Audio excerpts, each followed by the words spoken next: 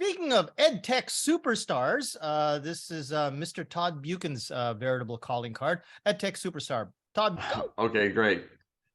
Great. That was an awesome presentation. Thanks, Hachko. Can you guys hear me? Yep.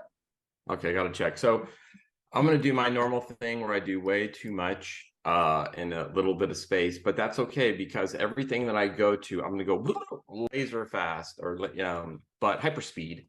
But I will give a link to free tutorials showing how to do everything step by step, and also a link to all the downloadable materials so you can do it. You can go through it bit by bit. So this is just a real quick kind of like overview of how to use PowerPoint and Excel. So I guess I should first share my screen let's go ahead. Here we go. Okay, so let's go ahead and start at the beginning here. So I want to go ahead. I should start this off by saying before the pandemic, I actually was one of those guys that I hated PowerPoint, and I always scoffed at teachers that used PowerPoint. And I was like, it's terrible. It's overused. What are you doing? Use the whiteboard, talk, blah, blah, blah, blah, blah. And when I would see teachers making listening activities using PowerPoint, I was always like, what are you doing? Like, it's just, talk. So then little did I learn, PowerPoint is actually a savior in the classroom. So we're going to go over listening puzzles and grammar puzzles at the end. So real quick here, why are most listening tasks boring and bad? And the reason is because we usually do the same interactions. We do multiple choice or writing, fill in the gap. We do the same thing again and again. And also almost every time that we use listening, think about this, almost always we do listening as an instrument of assessment. We almost never do listening activities as an instrument of instruction. And you're going to see through using PowerPoint, we can actually overcome that by doing a lot of these other useful tasks. All right, so let's see if I can click on here. It's not clicking. All right, there we go. All right, so first, we're going to do a quiz. See how much you guys know about listening, just about languages in general. How many languages are in the world? You guys can put it in the chat box. How many languages are in the world, do you think? Anybody? Any guesses? It is, dun, dun, dun, dun. It's over 6,000. There's about 6,500 languages in the world. Now, of those languages, how many are written? Can you guess? 2,000 is really close. Actually, it's about 3,500, but there's a caveat with that because a lot of those were made by linguistics to preserve them. A bigger question is how many are written at a university or literature level? These are all the world's languages. Yeah, actually it's less. Think about this. It's basically one language per country. So there's no languages that are taught at the university level where there's not a country that uses that language. It just doesn't. Maybe Esperanto, but that's not even the university. So what that tells us is something very, very vital, which leads us to the next one. For how long have people been doing the following as a tool for communication in mass education? So for the first one is typing. How long have we been typing, do you think? It is, actually only about 40 years, believe it or not. How long have we been writing and reading as a tool, not knowing how to do it, but for a mass tool for education, a tool for mass communication? Arguably between 200 and 100 years, depending on how rich you were and what country you came to. But universally, if you take like a poor country, it's been really 50 to 100 years. So now here's the big question. How long have we been speaking and listening as a way to communicate? Oh, now this is where the archaeologists come involved. You get the Graham Hancock people saying it's like 15,000 years, and other people say it's between 4,000 and 6,000 years. But as you can see, the big problem, wait a minute. We've been speaking and listening for 6,000 years. We use it for 6,000 languages. And yet when it comes to math education, language education, what do? Reading and writing. And what do we do now? A lot of typing. So it's like, what? Come on, what's going on here? So based on this evidence, what is sadly lacking in teaching communication? It is, well, first, listening, and second, added with that, not speaking, extemporaneous speech. And this is very, very important. Extemporaneous speech means it's unplanned and unscripted. It's not only unscripted, it's unplanned. You just talk. Right now, I'm doing extemporaneous speech. And the sad thing is most language teachers don't know the power of extemporaneous speech because extemporaneous speech is talking. Talking is walking. It is one small short clause after the next. Little pause, a little step, a little pause, a little step, a little pause, a little step. That means the grammar is easy. The syntax, the sentences are shorter, the clauses are short, the vocabulary is simple, and there's a lot of repetition.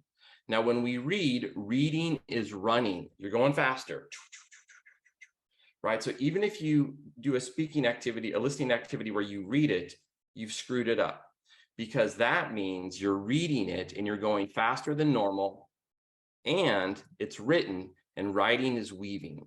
Writing is very tight. Nobody ever writes anything in one go. You never write just one thing and never go back and edit. And what do?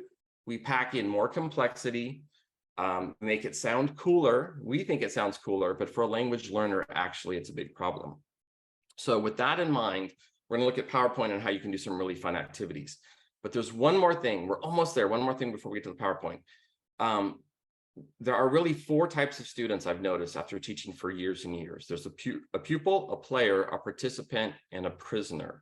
And every student has these 4 students. So the first one is a pupil. And a pupil loves school and loves the subject. The teacher's pet, they sit in the front row and they raise their hand. They want to answer everything. They love tests. They love scores because they want to score higher than everybody else. School is a competition and they enjoy it. A player hates school, but they love the subject. And we have a lot of these in English. Who's had a student who speaks really good English, but doesn't do the reading, doesn't do the homework? They will study on their own. Even if there is no class and no teacher, they're still going to study the subject. These are the Steve Jobs types, whereas the pupil is like the Lisa Simpson type. Our participant is the majority of what we have in English class at university. They love school, they hate the subject, or they don't hate the subject, but they don't love the subject. They are at school for the social reasons, to see their friends, to hang out. It's a social construct. And then finally, the poor prisoner, he hates school and he hates the subject. He's not happy. Based on these 4 points, these 4 types of students, we want to keep this in mind because that will affect how much they like to do the activity. It really is. One of the problems is most of the activities that we do are geared towards pupils. Why? One reason is because good pupils become teachers. So they create activities that they excel at. They want rigor, right? Whereas the other students, often the player, the participant, and the prisoner do not become teachers. So we need to think of what are some activities that they might like to do. And here we go. So now how to create listening activities with PowerPoint. So first we're going to go with the whole enchilada, and that is just using text-based activities and using extemporaneous speech. So here's 5 basic activities that you can do. So the first one is the copy paste. Now, Adam, one thing I love about this, by the way, today is everybody was saying something in their presentation, which I could use. Adam was talking about trying different ways to do things. You know, Alex always talks about like ease of accessibility for students. So one of the things you want to do is if you do a listening task, can you do it so that you remove any burden on the student? And one of them is to create a copy paste comprehension quiz. And first, you could have the students play the audio here. And I don't know if you can hear the audio. Can you hear the audio? Maybe not, but the you can't. I didn't share it. It's actually not that important because I'm going to show this in a minute. But what the student can do is, I'm going to edit mode, is you can share PowerPoint with students. And now they can play the audio. Let me try to, I got my webcam in the way here. I don't see the accessibility. I'd have to stop sharing just real fast. And if you share with audio, when you screen share, we should be able to hear it. Yeah, that's what I was trying to do right now. So let me go ahead and do it again. Share sound. There we go. I think we should have it now. I'm gonna hit OK. The problem is it always does this thing. Let's see if you guys can hear it now. I forgot with this computer. Can you guys hear it? Can't hear. Okay, it's okay. So what we're going to do is I'll just go ahead and in the chat, I'll share the PowerPoint with you guys real fast. You actually don't have to hear the audio. The main thing is that I want to show you the different types of tasks that you can do. We don't have time because we've only got like 20 minutes. The main thing is if you have the audio here, the student can play it and hear it.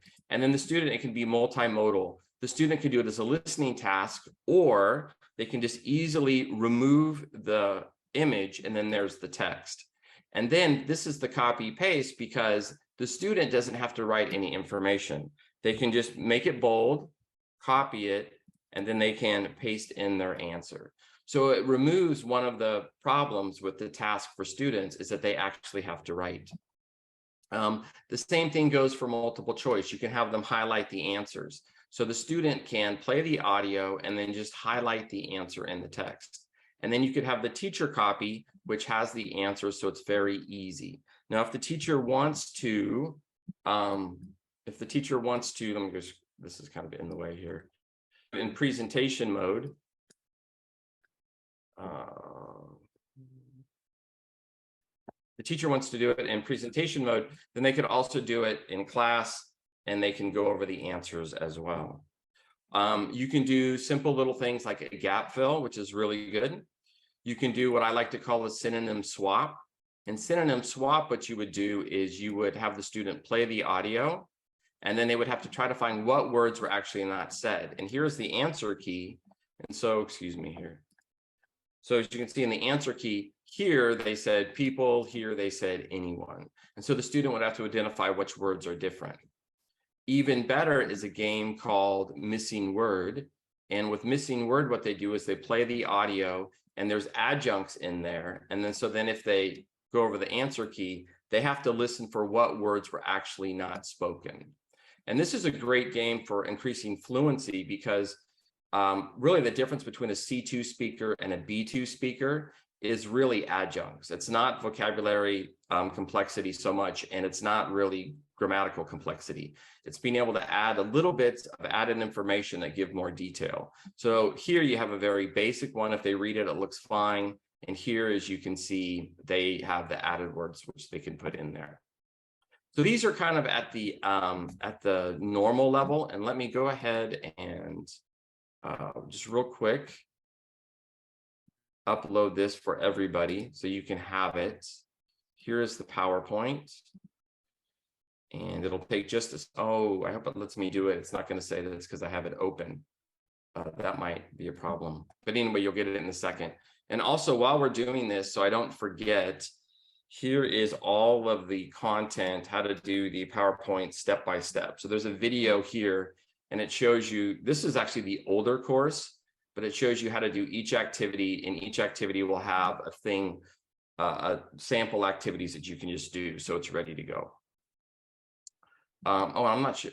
Let me go ahead and share my screen now. So we're going to go ahead and hurry up, talk a little bit more about PowerPoint, and then we're going to move on to Excel. So you could do actually word level games. So for example, the students could play the audio, and then they would have to put the words in order.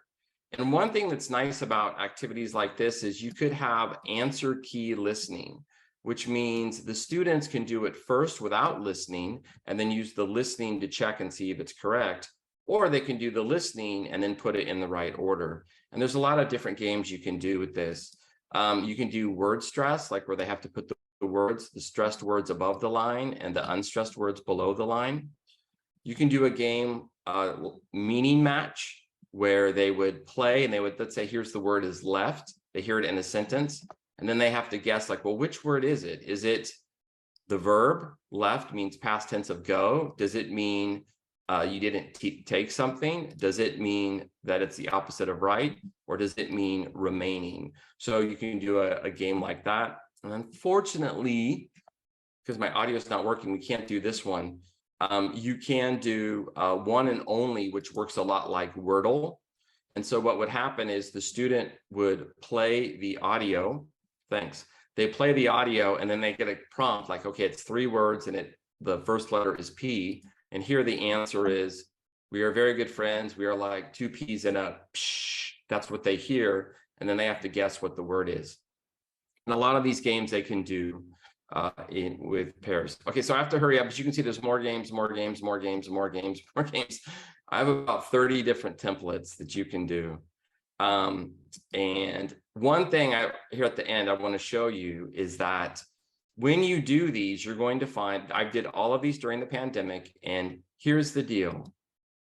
I found that the players, the participants, and the prisoners really liked these activities. Surprisingly, can you guess why the pupils didn't like it? They didn't like it as much. And mainly it's because you're taking away their superpower. And in education, it's set up, we have two ways that we do it in education. It's either optimal or thorough. And a lot of what we do is thorough. It's rigor, it's like discipline, doing things really hard, etc. And pupils excel at that. So they don't want it to be optimal. And optimal is the opposite. It's efficient, it's fast, it's easy. So a lot of times they don't like these types of activities, but you will find that a lot of the students that normally don't like typical activities really enjoy these. And then with that almost done, let me go ahead and show you the last thing, and that's going to move on to the Excel. Here we go. Yeah. So another thing that you can do is you can use Excel. So Excel is great for doing grammar activities. You can do, there's lots of different types, where if they type in the word, they get instant confirmation. So like, for example, here, I cannot dance and I cannot sing. That means, oh, I cannot dance, nor can I. And if they type in sing, and if they hit enter, usually, voila, it turns green. They get instant feedback. So you can do conditional formatting. Here, I don't speak Thai and I do not speak Malay. That means I don't speak Thai, nor do I speak Malay. Does it work? Bing, bing, bing, bing, bing. And then, oh, it doesn't. Actually, it didn't work. Oh, that's because I made a mistake. So the student has to get it perfect. So I have to go back. There's nor. Now let's see if it works. And it didn't do it. You put in a period. Oh no, you're supposed to put in a period. No, there it is. It just took a minute to click. Oh, it just took a minute. Yeah. Can Okay, you that's it. stop? Yeah, I'm going to stop there. If you have any questions, I am happy to answer, but these are a lot of fun. One more thing about these activities is they work in any situation. You can do them in a classroom setting, teacher presentation mode. You can do them online in Zoom. You can have the students work on them in class if one of the students has a laptop. So there's just a lot of functionality.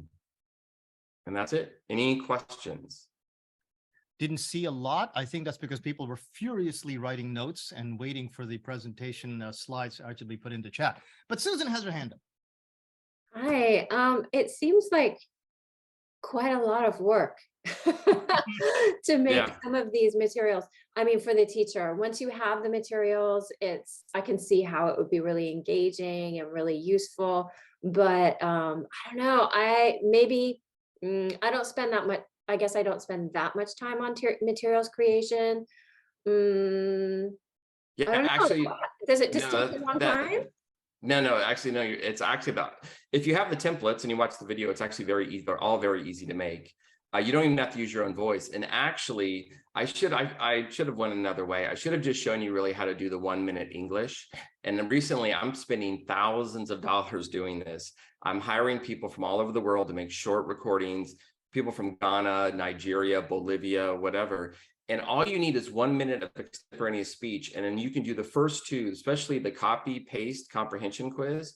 All you do is you take the transcript, write 3 questions, done. It's actually the easiest thing to do. It's so easy. And so I kind of bit off more than I can chew. And I showed you all the other ones. But the first one, the comprehension quiz and the multiple choice quiz, just talk for 1 minute. And I kind of get on my soapbox about this, but this is the #1 thing that's wrong with education. It is the #1 thing. We don't do extemporaneous speech. It's so easy to do. Stop writing and reading. Just talk like I'm doing now. And if you actually listen to how I'm talking now, how people talk, it's very easy. Our brain's been doing it for thousands of years. And so it's the way to go. Yes, and also, yes, they do get a different version. So usually I remove the teacher's copy. Also, one more thing I wanted to add is you can repurpose the audio. So you can use the audio in multiple functions. So you can do one listening activity first, the comprehension quiz, and then you can do the gap fill next or whatever. Yeah. We don't, Yeah.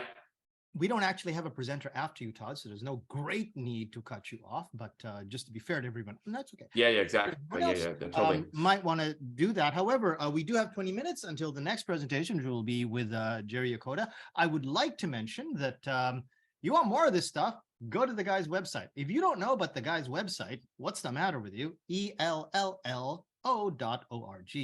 And Todd has been doing this for like a decade now, Todd, or more. 20 years. Yeah.